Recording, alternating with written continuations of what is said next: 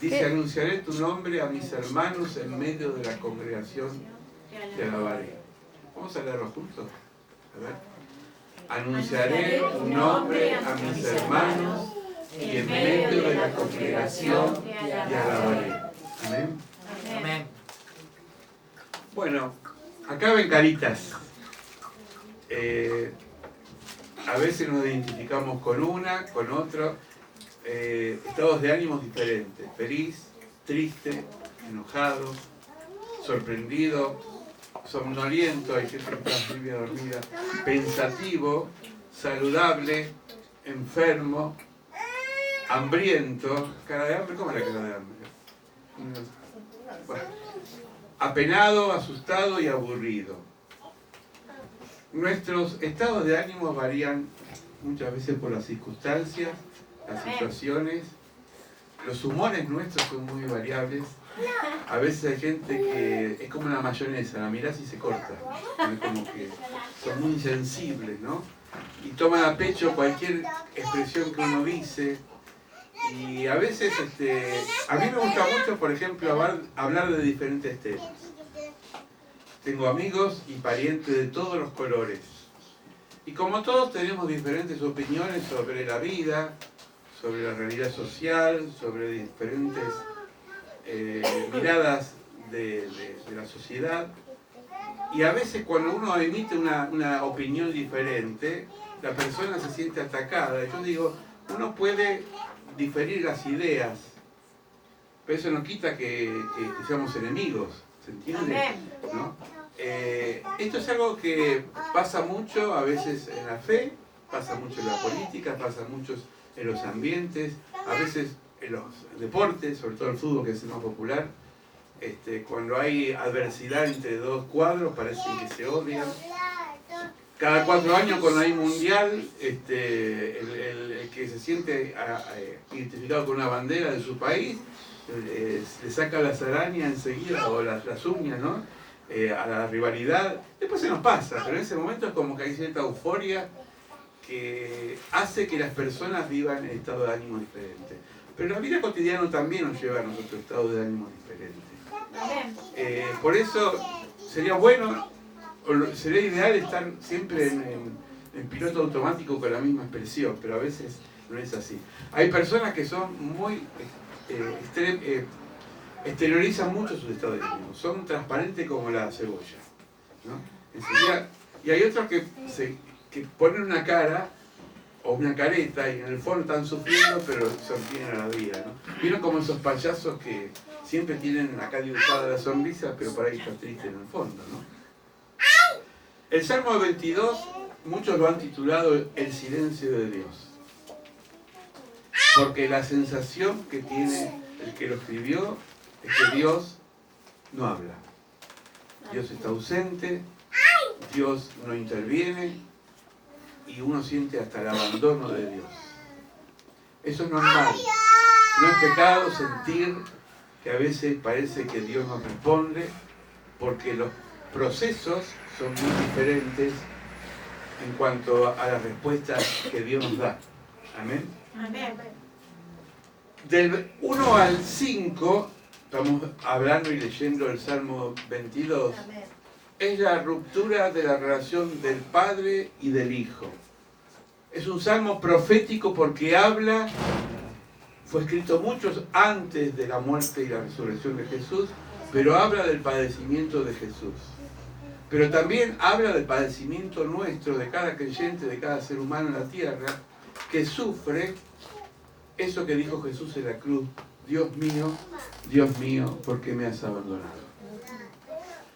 Por eso yo nunca estuve de acuerdo con los títulos de algunas iglesias de parar de sufrir, porque es mentira. El sufrimiento está en el ser humano y no hay que esquivarlo, no hay que ignorarlo, sino que hay que enfrentarlo. Amén. Y superarlo. Amén. Pero nunca decir, porque soy cristiano no voy a sufrir más, porque sería engañarnos. Al contrario, cuando somos cristianos somos más sensibles al dolor. Amén. Y es como que está muy a flor de piel. Amén. Y cualquier cosa nos afecta. Amén. El Salmo empieza diciendo una expresión que dijo Jesús: Dios mío, ¿por qué me has abandonado? Yo voy a leer algunos versículos, casi todos, y vamos a ir encontrando cómo nosotros, hermanos y hermanas, en la vida siempre tenemos sensaciones que nadie nos quiere, que están todos en contra nuestro, que aquellas personas que podemos contar quizás en ese momento no están, pero a veces proyectamos en los demás la carencia que tenemos adentro. A veces decimos que no hay afecto de afuera, pero quizás es uno que está mal, y como dice el refrán, cuando uno está mal ve todo mal, ¿no? Es como un vidrio empañado o sucio, que por más que sea vidrio, no nos deja ver lo que hay adelante. Yo una vez tenía un coche, un Dodge 1500, y tuve que ir con un hermano a una iglesia en Pergamino. Me habían entregado el auto casi flamante. No era nuevo, pero para mí era nuevo, era mi experiencia. Y me acuerdo que se rompió el parabrisas, y en medio de la ruta, camino a Pergamino, empezó a llover. Y yo tenía que llegar a un horario porque me estaban esperando para dar la palabra, y me acuerdo que el otro hermano hacía de parabrisas, sacaba la mano y limpiaba así, ¿no? Y ponía mucho esfuerzo, pero la lluvia era tan intensa que no veía adelante lo que había, y veía como bultos y eran autos, y en un momento tuve que parar porque digo, esta visión está distorsionada y me puede llevar a la muerte. Y a veces, cuando tenemos el parabrisas o el vidrio de los ojos, de los sentimientos empañado por el dolor, muchas veces morimos en vida, sufrimos, porque no vemos con claridad. Amén. Este salmo empieza con oscuridad, pero van a ver que al final termina con una puesta o un amanecer de sol hermoso. Amén. Pero todo tiene un proceso en realidad. A algunos les cuesta y lo llevan como puede, otros lo pasan rápido, hay procesos que son difíciles. Mi primer dolor en mi vida fue la pérdida de mi papá. Mi mamá no, porque yo tenía 5 años cuando murió, yo prácticamente no la conocí. Pero mi papá éramos muy amigos, yo tenía 25 años cuando él falleció, y me acuerdo que estaba muy cableado con sondas por todos lados, era puro hueso, y lo llevábamos de especialista a especialista, y todos querían como, nosotros en primer lugar, como que iba más. Y no me olvido, el médico nuestro del barrio, allá en Chingolo, el doctor Messler, nos dijo, dejen de prolongarle la agonía al hombre, porque lo que estábamos haciendo era prolongarle la agonía. Cuando se decidió en familia no cabrearlo tanto, que sufría mucho por la sonda y qué sé yo, bueno, llegó su momento y partió, porque él se convirtió de grande al Señor. Amén. Pero digo, esta agonía, yo tengo 2 hermanas, una ya falleció, entre los 3 hermanos, cada uno lo vivía diferente. Uno lloraba por todos los rincones, otro se ponía nervioso. Y yo en esa época estaba muy bien en Dios, y eso me ayudó mucho. Y para mí, y les digo con toda libertad, el velatorio de mi papá fue como un retiro espiritual, porque me sentí contenido por hermanos de la fe, por gente que oraba permanentemente. Y ahí me di cuenta de lo que era un velorio cristiano y un velorio de gente que no tiene esperanza. Amén. ¿Se me entiende? Amén. Pero los procesos no los podemos evitar. Amén. La cruz no la podemos evitar. Jesús dijo, el que quiere seguirme, cada uno cargue su cruz. Amén. Entonces el Salmo empieza a hablar de que hay un momento que uno siente que Dios lo abandonó. Dios mío, ¿por qué me has abandonado? Esto es lo que vivió Jesús en la cruz. Él era el Hijo de Dios, era el Hijo primogénito de Dios. Sin embargo, él sintió en la cruz que Dios ya estaba ausente en su vida. Pero era una sensación, dirían los psicólogos, subjetiva, no era objetiva, porque Dios no lo había abandonado. Es como una noche un día de sol, pero que hay nublado, que está nublado, como hoy, ayer que estuvo nublado, y el sol está, pero las nubes lo tapan. Y a veces sentimos eso con Dios. El versículo 22 dice, Dios mío, clamo de día y no responde, de noche y no hay reposo para mí. ¿Cuántas veces nosotros sentimos que clamamos, pero la respuesta no viene? y a veces son años de que la respuesta llega. Sí, los procesos de Dios son a veces, por eso decía un maestro en la fe, decía, a Dios no hay que entenderlo, hay que amarlo, porque es un misterio de Dios. Porque si vemos la vida de cada una de las personas, no todos tienen los mismos procesos. Pero lo peor que podemos hacer es pelearnos con Dios, es esperar el momento de Dios, esperar. Por eso la palabra esperar en la Biblia es muy fuerte, porque es tener paciencia con Dios en primer lugar, saber que Él tiene un propósito para nosotros. Amén. Pero tú eres santo.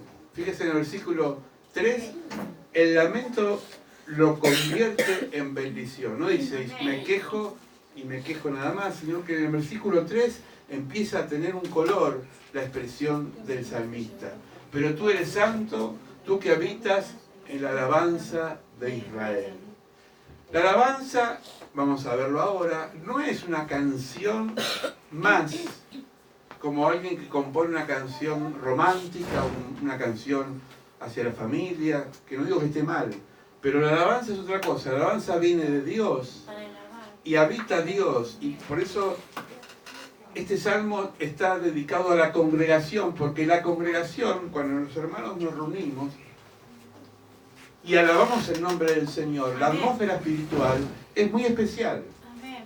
Y entonces se pone en carne o se encarna lo que dice el Salmo, cambiaste mi lamento en baile.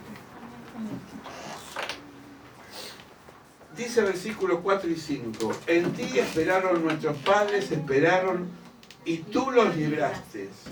Clamaron a ti y fueron librados, confiaron en ti y no fueron avergonzados. Acá el salmista es el cristiano que se acuerda no solamente de él, sino que de otras personas Dios los libró. Eso es el testimonio.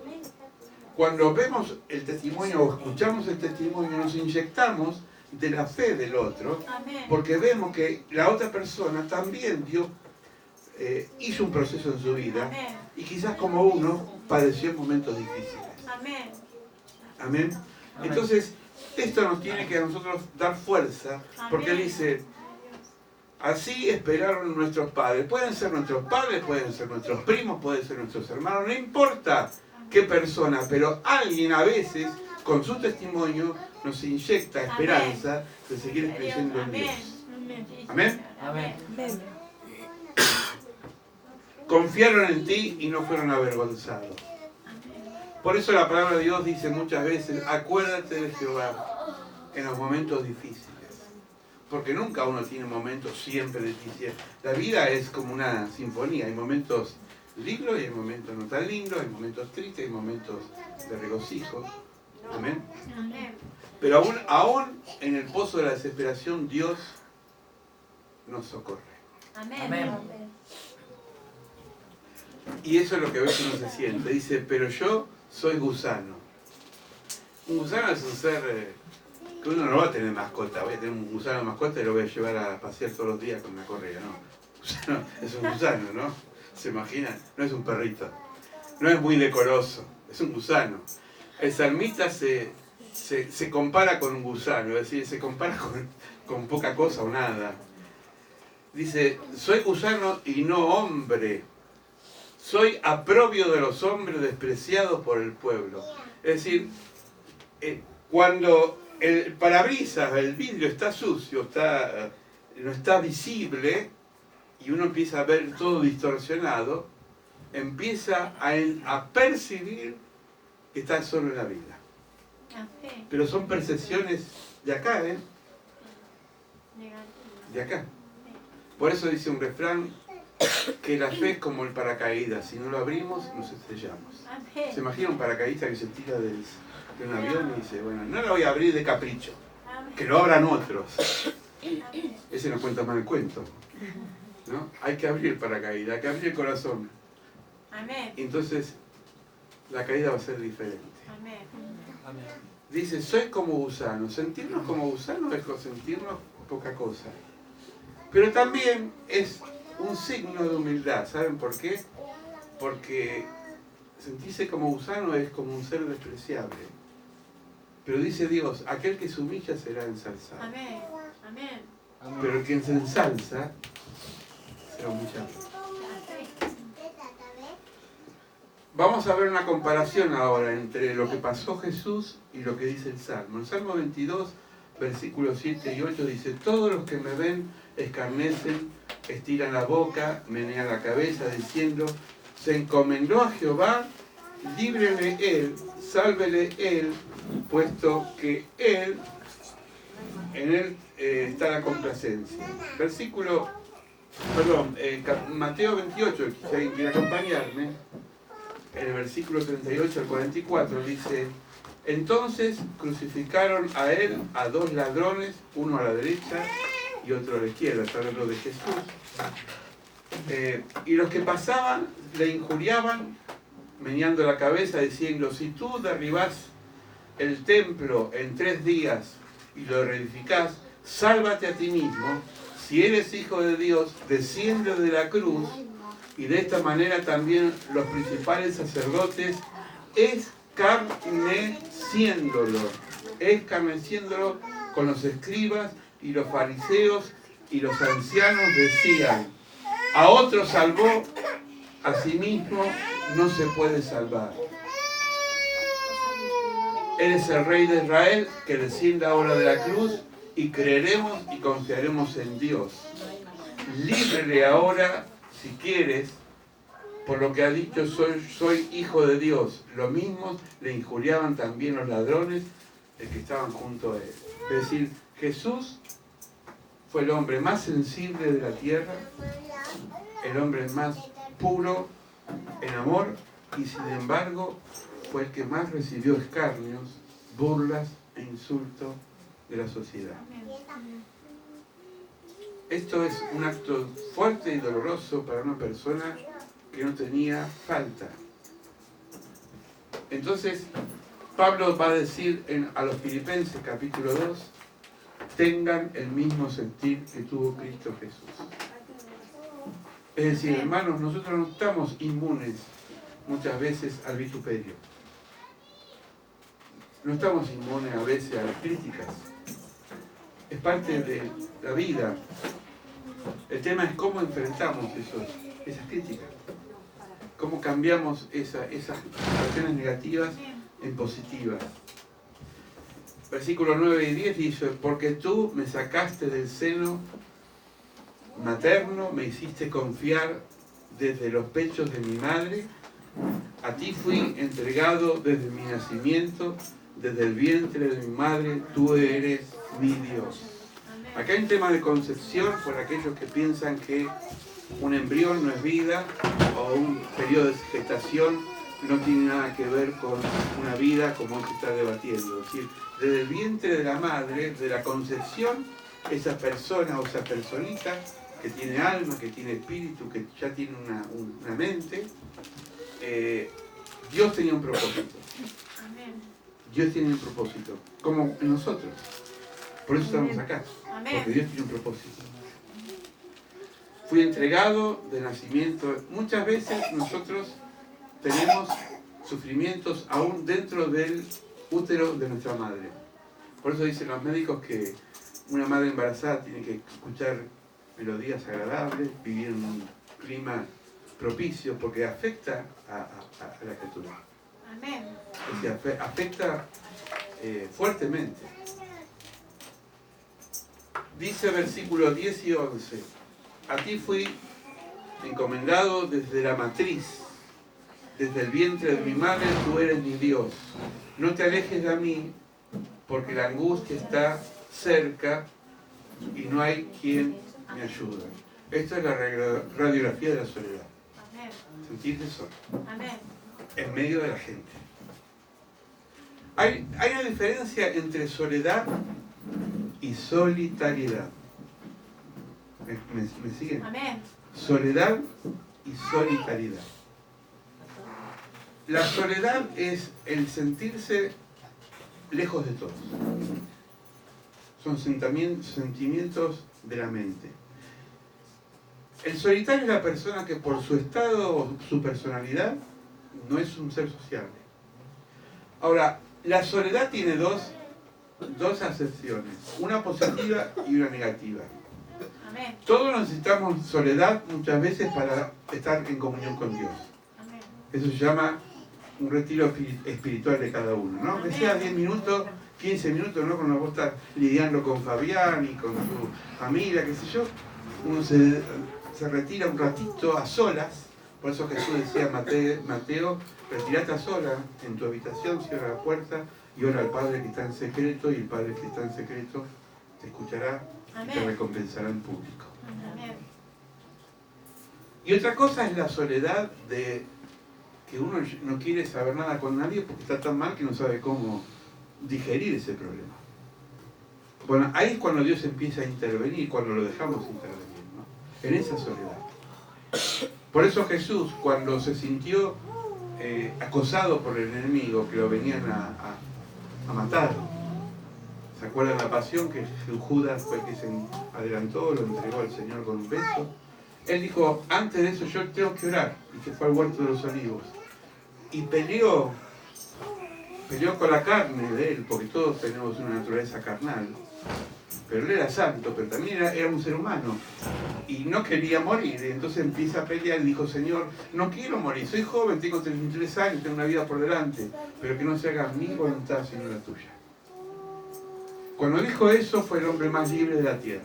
Amén. Por eso la palabra hágase tu voluntad es la oración de abandono que hace el cristiano cuando dice, Señor, yo no puedo con esto, lo dejo en tus manos. Amén. En tus manos está mi vida, en tus manos está mi espíritu, en tus manos está este momento, Señor, este trago amargo.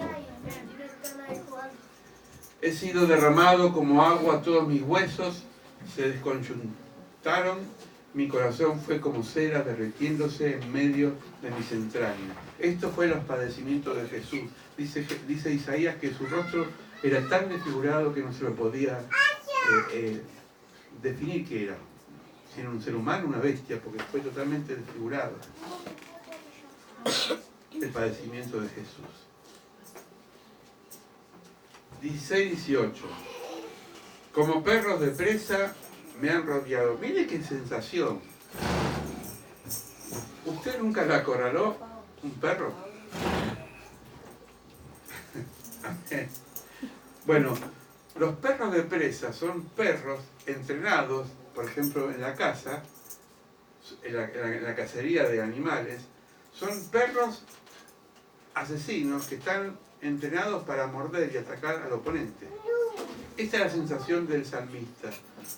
Como perros de presa me han rodeado.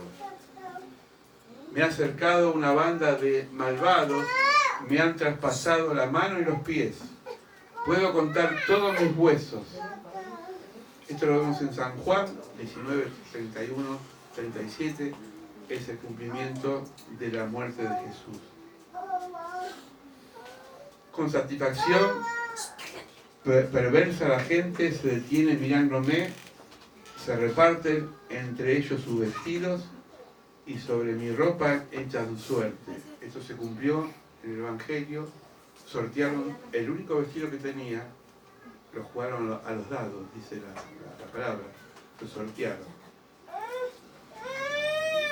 Y acá viene el clamor, acá tocó fondo. Tocar fondo a veces es tocar el fondo. Nunca, es decir, decía un poeta uruguayo que ya falleció, decía, desde el pozo ahí para arriba, pero a veces tocamos fondo. Todos tocamos fondo. Dice, oh Jehová, no te alejes, fortaleza mía, apresúrate a socorrerme. Hermanos, este salmo hay que grabarlo acá y en el corazón. Salmo 22, 19. Cuando están mal, digan, oh Jehová, no te alejes, fortaleza mía, apresúrate a socorrerme. Amén. Recítelo de mañana, de tarde y de noche. Es una palabra de esperanza. Porque es la persona que se está ahogando en medio del mar y está pidiendo que alguien del barco le tire un salvavidas porque si no se lo traga el agua. Y el salvavidas es Dios. Amén. Es el que puede sacarnos de ese pozo de la desesperación. 24, dice el Salmo 22, pero tú, Señor, No te quedes lejos, fuerza mía, mi socorro, líbrame, socórreme, líbrame tu espada de mi alma, de las garras de los que, está mal escrito, atenta contra mi vida, sálvame de la boca del león, de los cuernos del toro, de lo poco que soy. Yo hablaré también a los de la asamblea, alaben al Señor, sus servidores, todo el linaje de Jacob, los aclamé a toda raza de Israel. La persona empieza a sentirse ya que no está tan mal, que tiene fuerza y que empieza esa fuerza a expandirse, porque la fuerza se expande, así como la mala onda se expande, la fuerza en Dios se expande e inyecta esperanza en el otro y el otro empieza a recibir la palabra de Dios fuerte a través de la unción que la persona recibe. El origen de la alabanza, miren, por eso los cantores seculares, por más buenos que sean, al no tener esa relación espiritual, no saben lo que es la alabanza. ¿Se entiende? Amén. Una persona por ahí no estudió canto o no sabe técnicas de canto, pero alaba al Señor y toca el trono de Dios a través de la alabanza. 22-25 dice, de ti viene la alabanza, es decir, no del mundo, de ti viene la alabanza. En la gran congregación. Mis votos cumpliré delante de los que le temen. El voto viene a ser la promesa, es decir, lo que yo prometí lo voy a cumplir públicamente porque tú, Señor, me has salvado y me has liberado. El Salmo 40, en la misma línea, dice, puso en mi boca cántico nuevo. Un canto de alabanza al Señor Dios. Muchos verán esto y temerán y confiarán en el Señor. La alabanza contagia.